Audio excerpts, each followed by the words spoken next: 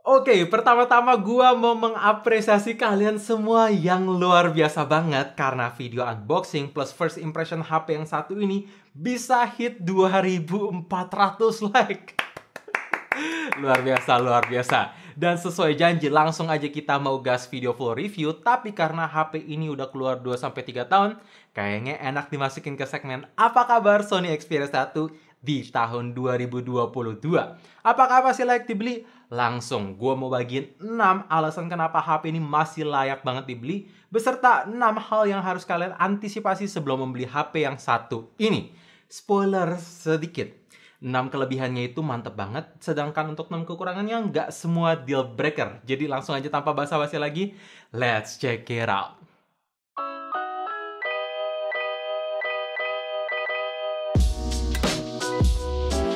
Gak bisa dipungkiri, hal pertama yang paling dilirik dari sebuah HP mantan flagship tentu di bagian performa. Ya wajar lah ya, karena ini HP flagship jadi otomatis sudah menggunakan chipset yang paling ngebut pada masanya.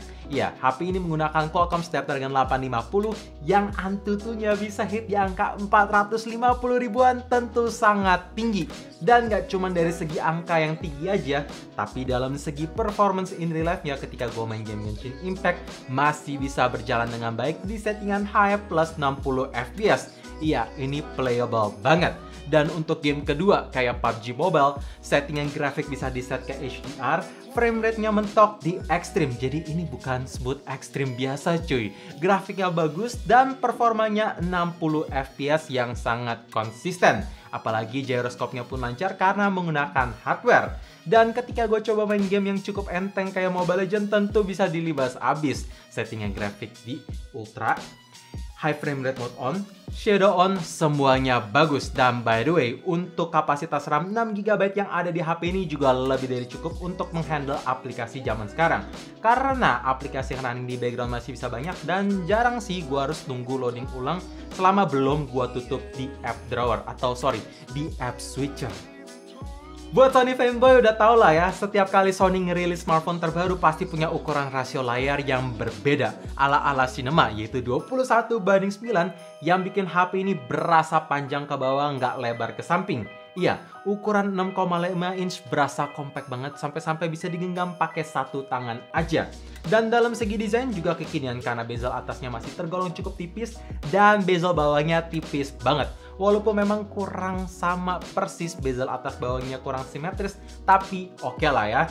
Lanjut, dalam segi kualitas layar, ini sudah menggunakan panel layar OLED yang support HDR dan untuk resolusi bukan menggunakan 1080p 2K tapi langsung 4K 3840 x 1644 pixel dengan kerapatan pixel serapat 643 ppi. Jadi kualitas layarnya ini vivid, vibrant, tajam, dan brightness-nya pun masih cukup oke ketika mau digunakan di kondisi outdoor. Oh ya, untuk ketahanan layar sudah ada lapisan Corning Gorilla Glass 6, tapi tetap untuk unit second yang gue beli sekarang ini udah kelihatan baretan halus, jadi make sure dipakein tempered glass biar makin aman. Dan by the way, ada 2 fitur tambahan di layar HP ini. Pertama, tentu sudah support always on display yang memang gak bisa di custom user interface clocknya, tapi bisa kita tambahin stiker dan notifikasi, baterai, tanggal bisa kita lihat langsung tanpa harus pegang HP-nya. Dan walaupun memang gak bisa di schedule kapan nyala atau matinya, tapi lumayan ngebantu karena tersedia alternatif lain yaitu LED notification. Jadi ketika ada notif baru, ya akan nyala LED-nya, dan ketika baterai lowbat maupun penuh juga akan ada penanda lewat LED notification. Nice.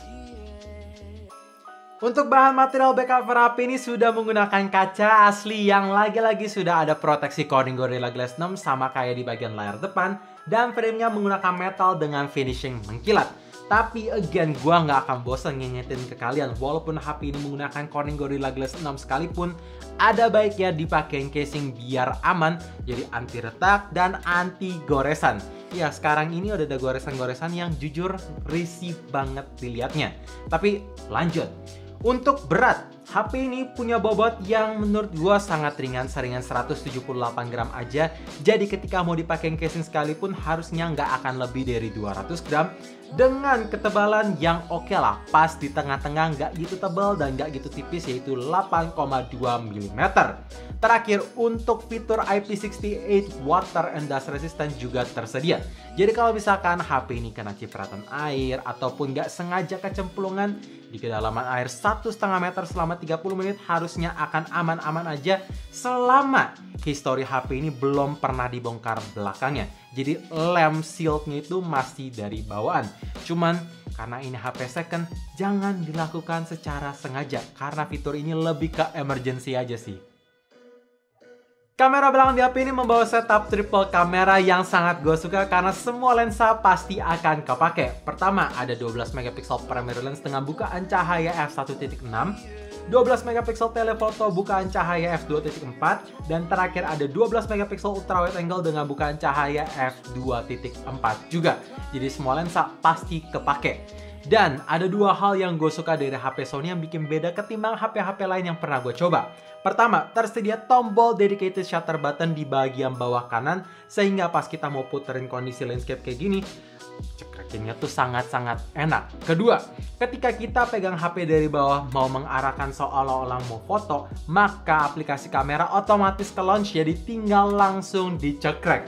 Itu mantap banget sih. Dan sekarang langsung aja gue mau bahas hasil foto di kondisi daylight. Overall, komposisi saturation, highlight, shadow, dan dynamic range-nya tidak ada yang berlebihan, sehingga hasil fotonya itu eye pleasing, punya warna yang bagus, dan tentu juga tajam.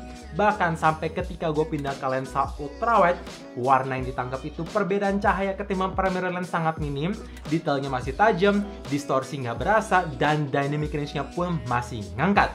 Oh ya, by the way, untuk lensa telefotonya ini, ketika gue coba foto-foto pakai 2 kali optical zoom-nya, ini mantep karena detail ini tangkap masih tajam. Jadi cocok kalau mau pakai foto-foto portrait. Cuman gue saranin jangan lebih dari 5 kali zoom karena otomatis detailnya bakalan pecah, jadi kurang enak aja. Max 5 kali. Dan sekarang gue akan bahas hasil foto di kondisi low light. Ya, jujur aja ini adalah HP Sony smartphone pertama yang gue coba dan hasilnya ini mengejutkan. Karena detailnya somehow masih tajam. Highlight yang ditangkap masih berasa. Warnanya natural, noise dan grain sangat-sangat gak kelihatan. Even udah gue zoom in, semua hasil fotonya bagus. Gue suka sih. Daylight, low lightnya mantap. Alasan kelima ini sangat menarik karena kalau kita nggak ngomongin video recording di HP Sony rasanya kurang afdol sekali. Ya, mereka terkenal dengan kamera profesional maupun mirrorless-nya. Jadi pertama-tama gue suka banget sound dari video recording ketika kita klik record. Mirip kayak kamera mirrorless mereka. Berasa profesional aja pegang HP ini.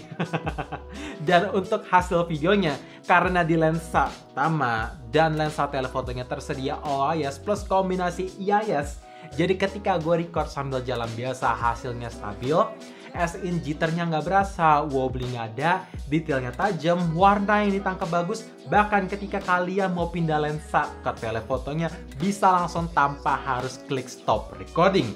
Kecuali kalau kalian mau pindah ke lensa ultrawide-nya nggak bisa, mesti stop recording dulu. Dan untuk hasil video di lensa ultrawide memang nggak sestabil kayak di primary lens karena hanya mengandalkan IIS aja, tapi at least masih cukup bisa diandalkan. Dan untuk kamera depan gimana bang? Apakah stabil? Lagi-lagi sudah tersedia IIS atau stabilisasi yang otomatis bisa berjalan ketika kita klik record.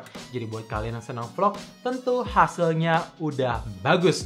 Jadi ya HP ini cocok banget buat kalian yang baru mau mulai belajar video recording karena tersedia aplikasi Cinema Pro juga, dimana ini basically adalah Pro Mode tapi di mode video supaya kalian bisa ganti white balance-nya, shutter speed, dan kalian bisa mainin fokusnya juga sehingga HP ini bisa menghasilkan efek-efek kayak cinematic mode-nya Apple. Dan tentu untuk slow-mo 960 fps juga tersedia, tapi yang ini harus direcord dengan kondisi cahaya yang sangat-sangat terang biar hasilnya nggak flicker aja. Fitur-fitur yang ada di HP ini juga masih tergolong cukup komplit. Pertama, tersedia stereo speaker yang kualitasnya menurutku memang agak pecah dan bassnya kurang berasa, tapi at least berasa kencang dan berasa imersif. Jadi buat kalian penasaran gimana sound quality dari HP yang satu ini, make sure pasang earphone ataupun headset, langsung go play di volume 100%.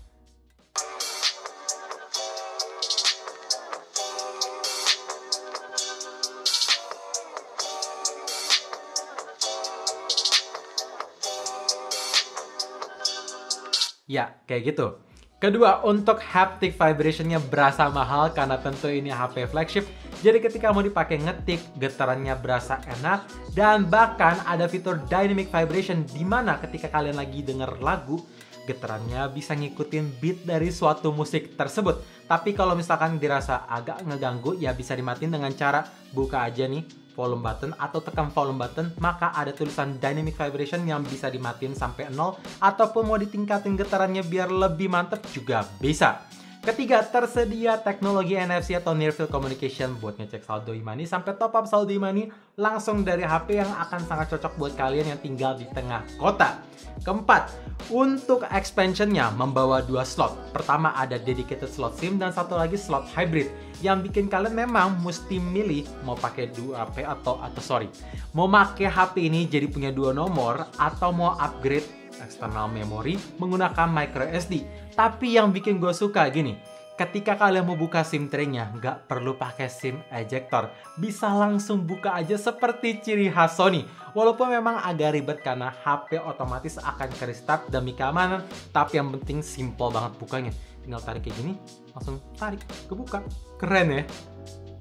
So guys, itu dia 6 kelebihan yang bisa menjadi alasan sangat kuat untuk membeli Sony Xperia 1 di tahun 2022. Tapi seperti biasa, jangan buru-buru dulu. Make sure kalian nonton sampai habis supaya kalian tahu hal apa sih yang harus diantisipasi sebelum membeli HP yang satu ini. Langsung kita mulai dari hal pertama. Dengan bodi yang memanjang ke bawah seperti ini, tadinya gue berharap HP ini sudah menggunakan kapasitas baterai 4000 mAh, tapi ternyatanya cuma 3300 mAh aja yang akan sangat kurang ketika kalian mau beli HP ini dan dijadiin daily driver. Karena sekarang ini gue coba pemakaian biasa tanpa gaming ya, social media, chatting aja, menggunakan koneksi seluler data, masih perlu sekali ngecharge untuk HP ini bisa bertahan seharian penuh. Dan kalau mau dipakai pemakaian intens gaming non-stop di koneksi seluler data, wah gue harus ngecharge 3 kali sehari. Jadi make sure buat kalian mau beli HP ini harus banget beli power bank. Kalau enggak, ya agak susah sih bawa charger kemana-mana lah minimal.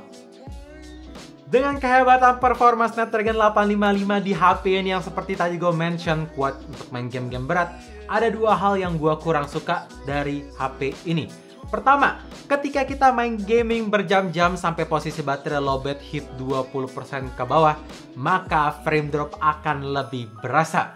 Kedua, ketika kalian main game berjam-jam, otomatis suhu akan naik sehingga ketika HP ini udah panas, maka frame dropnya itu jadi lebih berasa. Ya, make sure mainnya itu harus di keadaan kondisi ber-AC atau beli extra cooling sehingga performanya bisa kejaga bagus dan sekaligus mainnya kalau bisa sampai 20% aja. Kalau misalkan udah ke bawah agak kurang playable. Walaupun tentu seperti yang gue bilang tadi, again, performanya masih ngebut dan bisa diandalkan. Oh iya, karena layar HP ini masih menggunakan refresh rate 60Hz dengan touch sampling mendukung sampai 120Hz aja, jadi animasinya itu masih kurang mulus, apalagi buat kalian yang udah pernah coba refresh rate tinggi yaitu 90Hz atau 120Hz, rasanya agak kurang mulus aja sih. Ngomongin soal charging, di tengah HP-HP zaman sekarang yang di harga 2 jutaan punya teknologi fitur fast charging minimal di atas 20 watt, sayang banget karena HP ini keluaran 3 tahun yang lalu, yaitu tahun 2019, masih support di 18 watt fast charging aja. Memang sih ini nggak big deal karena kapasitas baterainya juga kecil, jadi makan waktu 1 jam 30 menit udah penuh. Kedua ini nih yang agak kurang. Kalau misalkan kalian mengharapkan fitur wireless charging di HP yang satu ini, sayang, rasanya harus agak kecewa karena tidak tersedia. Nggak bisa wireless charging, mesti colok pakai kabel ya. Hal ketiga yang harus kalian antisipasi ini memang deal breaker karena Sony Xperia 1 ini tidak pernah masuk di Indonesia. Jadi otomatis ketika HP kalian bermasalah, dalam arti kata mungkin layarnya shadow, burn-in perlu diganti, tidak ada spare partnya. Kalaupun ada, nyarinya agak ribet. Dan ditambah Sony Mobile Indonesia sudah hengkang, jadi nggak ada lagi di Indonesia. Kedua, IMEI. Jadi kalau misalkan kalian mau beli HP ini sebagai daily driver terus lagi dipakai tiba-tiba signal hilang, wah itu berabe. Kalau dipakai secondary phone ya nggak masalah karena masih bisa dikonekin menggunakan WiFi. Jadi make sure saran gue carilah seller yang memang trusted, sudah mendaftarkan IMEI-nya dan bisa memberikan garansi IMEI seumur hidup supaya aman aja untuk kedepannya. Kamera belakang di HP ini memang bagus seperti yang gue bilang, baik dalam keadaan daylight maupun low light semuanya gue suka. Tapi buat kalian mengharapkan fitur night mode di HP ini rasanya harus kecewa karena tidak tersedia. Gua ada dua solusi kalau misalkan kalian pengen jadiin kekurangan ini gak gitu deal breaker. Pertama, belajarin kamera minimal ISO, shutter speed, white balance supaya hasil fotonya bagus. Atau kalau misalkan males ribetnya terlalu ribet, kalian bisa cari Gcam, maka langsung otomatis diinstal dan fitur night mode pun akan keluar, jadi tinggal cekrek aja. Walaupun memang untuk hasilnya gue lebih prefer pakai manual mode atau pro mode karena highlightnya lebih berasa dan warnanya pun lebih natural ketimbang Gcam. Oke, hal terakhir yang harus kalian antisipasi ini memang gak deal breaker, hanya perlu kebiasaan aja. Asli, ini di awal 3 hari pemakaian ala gue sangat-sangat membingungkan, yaitu ada di fingerprint. Pertama, posisi fingerprintnya agak sedikit turun ke bawah sehingga even buat gua yang punya tangan nggak terlalu panjang rasanya masih kurang ergonomis. Kedua, tombol power dan fingerprintnya itu terpisah, nggak kayak HP-HP zaman sekarang di mana tombol powernya udah nyatu sama fingerprint. Jadi membingungkan harus pencet yang mana biar bisa kebuka. Ya setelah udah lewat 3 hari sih gua mulai kebiasa. Jadi memang ini hanya masalah kebiasaan aja. Jadi guys, kita kembali ke pertanyaan di awal. Apa kabar Sony Xperia 1 di tahun 2022? Apakah masih layak dibeli? Well, dengan harga sekarang per video ini dibuat atau video ini direcord, yaitu dihargain 2,6 jutaan, menurut gua HP ini masih worth it. Apalagi buat kalian yang cari performa ngebut, video bagus, kamera bagus, fitur-fitur komplit dan layar yang masih bagus, ya HP ini bisa lah dipakai sampai 2 tahun mendatang. Tapi dengan catatan, kalian harus nemui seller yang bisa menggaransi IMEI dan kalau bisa, unit fisik yang dijual itu mendekati like new atau minimal belum pernah dibongkar sehingga kalau ada kemungkinan rusak itu jadi lebih rendah. So thank you for watching. Next comment, kita harus bahas video apa kabar apa aja sih. Nanti akan gua baca. Kalau misalkan kalian nemu HP yang disuggest, tinggal di like aja supaya otomatis naik dan gue bisa langsung ngebaca dengan sangat mudah. And as always, stay safe, stay healthy, stay updated with up to date.